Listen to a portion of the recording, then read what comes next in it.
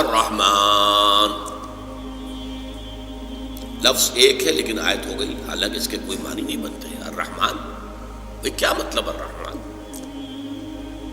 خبر جڑے گی علم القرآن، رحمان نے قرآن سکھایا، اب جملہ مکمل ہو گیا۔ کیوں انہیں علیحدہ کیا گیا؟ اس کی بڑی ایک حکمت ہے۔ ایک آیت ہو سکتی تھی الرحمن علم القرآن، ایک جملہ، خلق الانسان دوسرا جملہ، علمہ البیان تیسرا جملہ، لیکن نہیں، پہلے جملے کو سپلٹ کر دیا۔ کیوں؟ چار چوٹی کی چیزوں کا ذکر ہے اس میں، یہ خاص مقام ہے، اس پر اللہ نے مجھے خاص انشراح عطا فرمایا۔ یہ باتیں آپ کو کسی تفسیر میں نہیں مل سکتی، یہ اللہ کی دین ہے، اس کی عطا ہے، اس کا فضل ہے، اس کا کرم ہے۔ ذالک فضل اللہ یؤتیہ من یشاء۔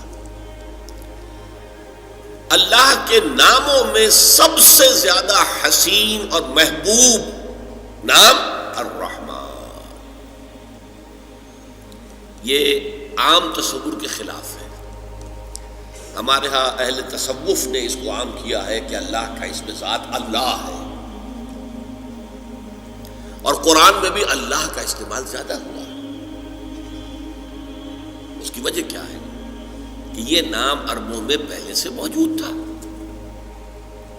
ظاہر بات ہے گفتگو کسی سے کرنی ہو تو آپ کے اور اس کے درمیان کمیونیکیشن کسی کامن ایشو سے ہی شروع ہو سکتی ہے نا۔ اللہم دعا مانگتے تھے وہ بھی اللہ سے، لبیک اللہم لبیک لبیک لا شریک لک لبیک الا شریکا تملکہ وما ملک۔ لبیک تلبیہ تو ان کا بھی یہی تھا، لبیک اللہم لبیک، میں حاضر ہوں اللہ، میں حاضر ہوں اللہ، میں حاضر ہوں، تیرا کوئی شریک نہیں سوائے اس شریک کے کہ جو اختیار اسے حاصل ہے وہ بھی تیرا ہی اختیار ہے۔ بہرحال اللہ ان کے ہاں ہمیشہ سے معروف تھا، اس لیے گفتگو اللہ کے نام سے، لیکن قرآن نے زیادہ انٹروڈیوس کیا الرحمن کو۔ سورۃ الفرقان کی آیت ہے، جب ان سے کہا جاتا ہے رحمان کو سجدہ کرو، قالوا من الرحمن، تو کہتے ہیں یہ رحمان کون ہے، ہم نہیں جانتے ہیں، یہ الفاظ موجود، حالانکہ لفظ موجود تھا رحمان ان کے۔ حضرت ابو بکر بیٹا دور جاہلیت کی پیداوار ہے، عبد الرحمن ابن ابی بکر، لیکن پھر بھی وہ اسے اس معنی میں نہیں لیتے تھے، اللہ کو۔ قرآن نے اسے نمایا کہ کیوں کیا، اب اس کو سمجھیے۔ دیکھیے اللہ نے ہمیں پیدا کیا، کوئی ہماری غرض تھی اس میں، ہم نے چاہا تھا کہ ہمیں پیدا کیا جائے۔ اللہ ہمیں رزق دیتا ہے، اپنے مقصد سے دیتا ہے، ہمیں زندہ رکھنا ہے اس نے امتحان کے لیے، امتحان لینا ہے نا، تو زندہ رہیں گے تو امتحان دیں گے۔ ہمیں جس کی احتیاج ہے، جس کی احتیاج ہے، جس کی احتیاج، وہ رحمت ہے، اور یہ رحمت کا مادہ وہ ہے جس سے اللہ کے دو نام بنے، الرحمن الرحیم، الرحمن الرحیم، بسم اللہ الرحمن الرحیم۔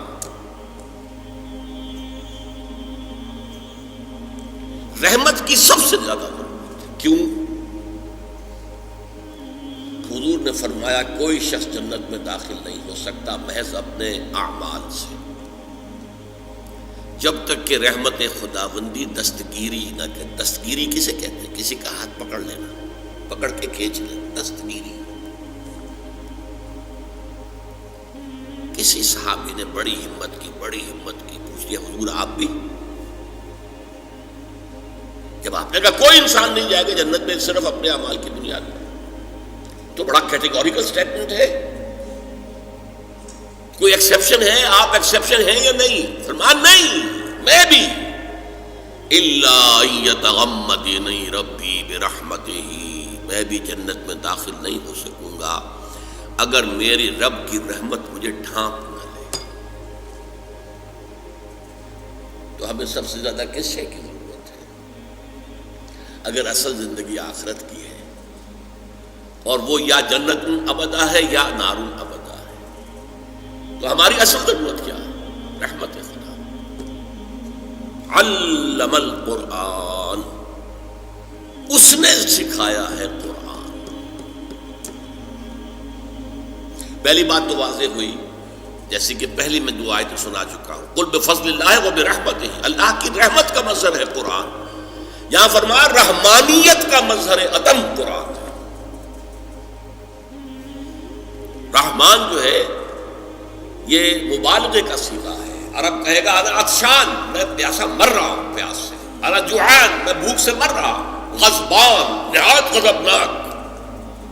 رحمان، نہایت نہیں، نہایت رحمان، جس کی رحمت ٹھاٹھے مارتے ہوئے سمندر کے پانی جوش. یہ رحمت خداوندی کے جوش کا مظہر ہے کہ اس نے قرآن عطا کیا. دوسری بات کیا ہے اس میں؟ باقی سارے علوم کس نے دیے ہیں؟ سائنس کس نے سکھائی ہے؟ یہ وہ علم الاسماء آدم کلھا ہے جو حضرت آدم کے اندر ودیت کر دیا گیا تھا. پورا علم، سائنس کا پورا علم. لیکن وہ کس شکل میں تھا؟ جیسے آم کی گٹھلی میں آم کا درخت ہوتا ہے. اسے توڑیں گے پھوڑیں گے تو گٹھلی کے اندر کچھ بھی نظر نہیں آئے گا، لیکن درخت سارا کہاں سے آتا ہے؟ اس کو آپ انگریزی میں کہتے ہیں پوٹینشلی. پوٹینشلی عربی میں کہتے ہیں بالقوہ. بالقوہ پوٹینشلی سارا یہ علم جو ہے سائنٹیفک اینڈ ٹیکنالوجیکل یہ حضرت آدم کو دے دیا گیا. اسی بنا پر مسجود ملائکہ، اسی بنا پر خلیفۃ اللہ. خیر، لیکن یہ علم ہے جو ایکسفولیٹ ہو رہا ہے. جیسے آم کی گٹھلی سے پہلے 2 پتیاں نکلتی ہیں، پھر اٹھتی ہیں، چڑھتی ہیں، تنا بنتا ہے، پودا ہے، پھر درخت بنتا ہے. کئی سال لگتے ہیں. اسی لیے ہزاروں برس ہو گئے ہیں اس آم کی گٹھلی سے یہ علوم برآمد ہو رہے ہیں. اور یہ پچھلا 100 سال یہ ایکسپلوژن، دھماکہ ہے علم کا. معلومات کی انتہا ہے، ٹیکنالوجی کی انتہا ہے. چاند کو تو قدموں تلے آدمی روند کے آ گیا ہے، اب وہ کمند ڈال رہا ہے مریخ پر. کمند تو جا کے اٹک گئی ہے وہاں. لیکن سارے علوم میں چوٹی کا علم قرآن کا علم ہے. اللہ کے تمام اسماء میں چوٹی کا نام الرحمن.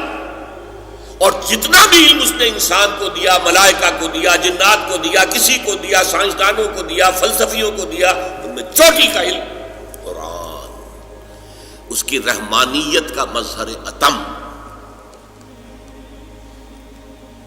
اگلی آیت آسان ہے. خلق الانسان، انسان کو پیدا کیا. آپ گزر جائیں گے. بھائی انسان کو پیدا کیا، کیا جنات کو نہیں کیا؟ کیا ملائکہ کو نہیں کیا؟ نورانی ہستیاں ہیں.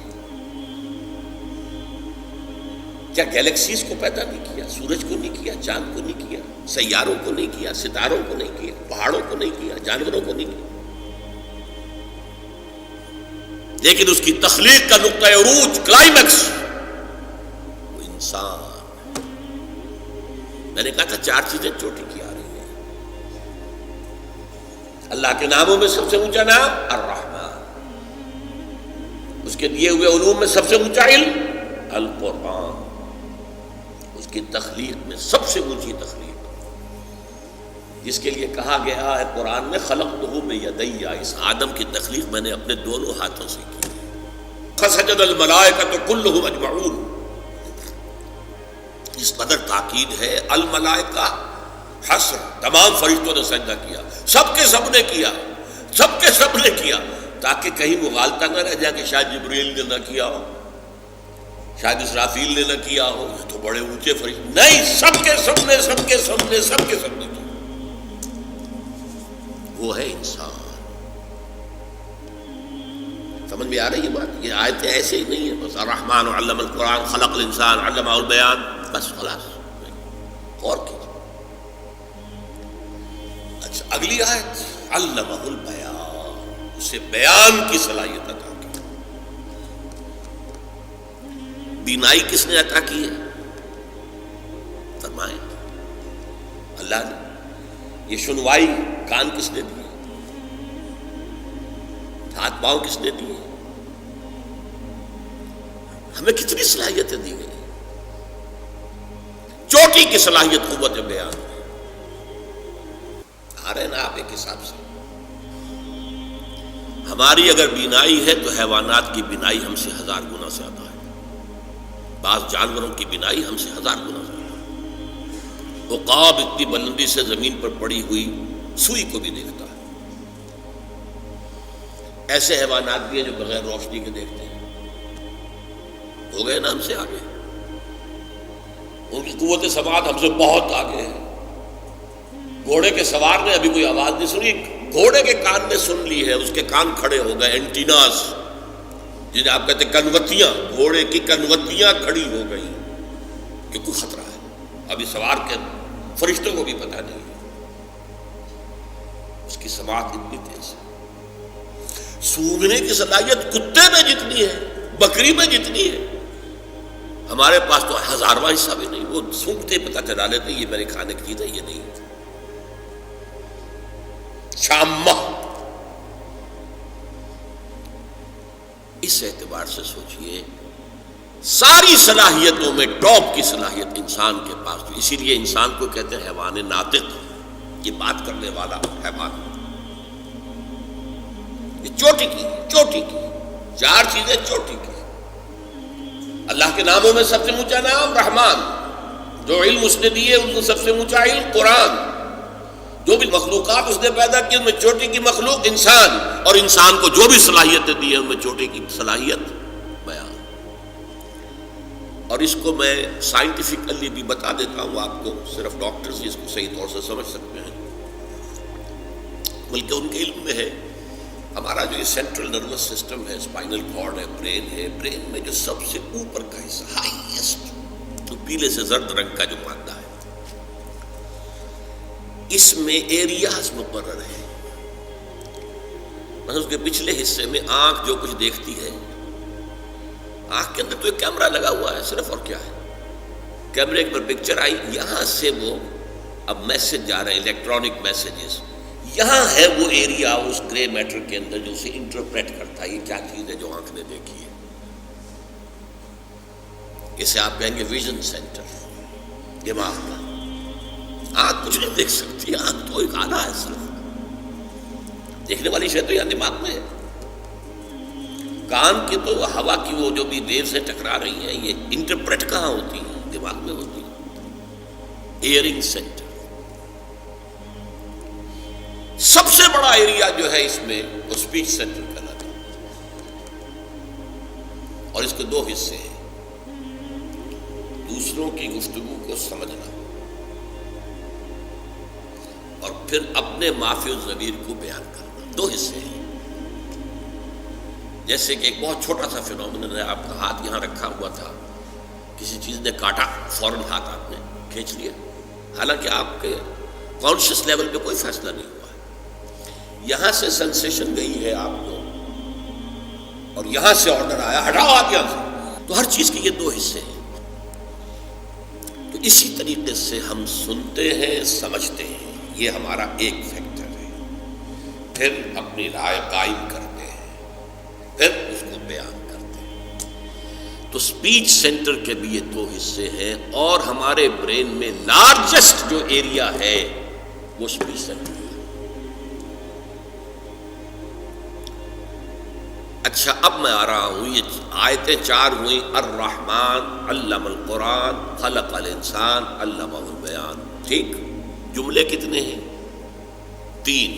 الرحمن علم القرآن ایک جملہ، خلق الانسان دوسرا جملہ، علمہ البیان تیسرا جملہ. اب اگر آپ کو یاد ہو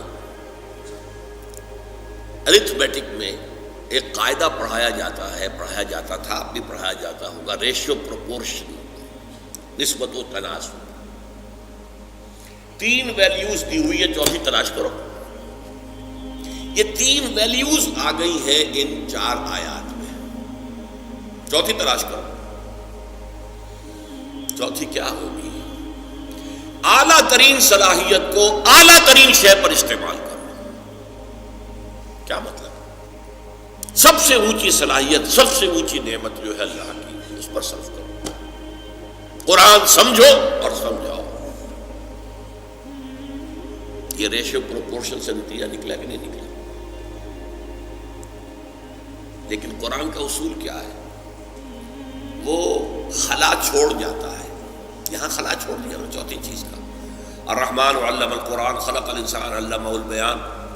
اب الشمس والقمر بحسبان، بات بدل گئی. ان تینوں کا نتیجہ کیا ہے؟ ان تین آیات کا یہ خلا چھوڑ دیا. یہ خلا چھوڑا ہے اولو الالباب کے لیے، ہوش مند لوگوں کے لیے، عقل مند لوگوں کے لیے، کہ اپنی عقل کو اپلائی کرو. اور اللہ کا یہ فضل و کرم ہے کہ اس کے ضمن میں اللہ نے محمد الرسول اللہ صلی اللہ علیہ وسلم کے ذریعے سے ہمیں اس خلا کو بھی پر کرنے کا ایک سہولت دے دی.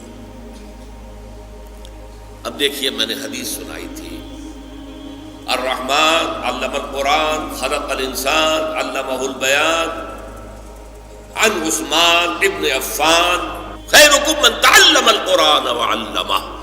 تم میں سے بہترین لوگ وہ ہیں جو قرآن سیکھے اور سکھائے. یہ اس کا نتیجہ ہو گیا.